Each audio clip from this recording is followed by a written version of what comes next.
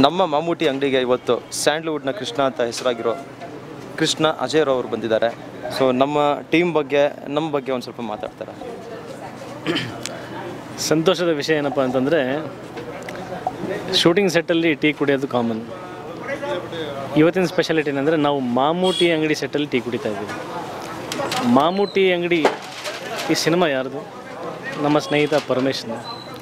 ನಮ್ಮ ಪರಮೇಶ್ ನಿರ್ದೇಶನ ಮಾಡ್ತಿರ್ತಕ್ಕಂಥ ಮಾಮೂಟಿ ಅಂಗಡಿ ಸೆಟ್ಟಲ್ಲಿ ನಾವು ಟೀ ಕುಡಿತಾ ಇರೋದು ನಮಗೆ ತುಂಬ ಹೆಮ್ಮೆವಾದಂಥ ವಿಷಯ, ತುಂಬ ಖುಷಿ ಕೊಡೋಂಥ ವಿಷಯ.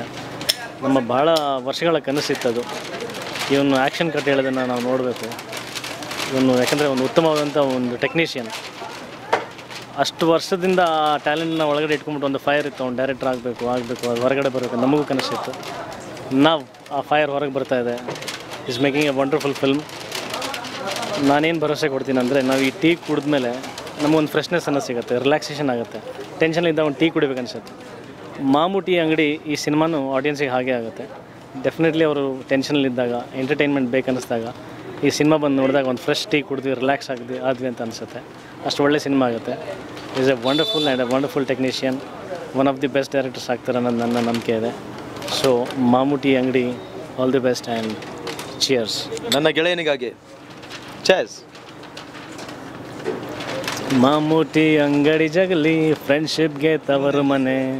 ಬೈ ಟು ಟೀ ಸಿಂಗಲ್ ದಮ್ಮು, ತಲೆ ಹರಟೆಗೆ ಇರೋದು ಕೊನೆ.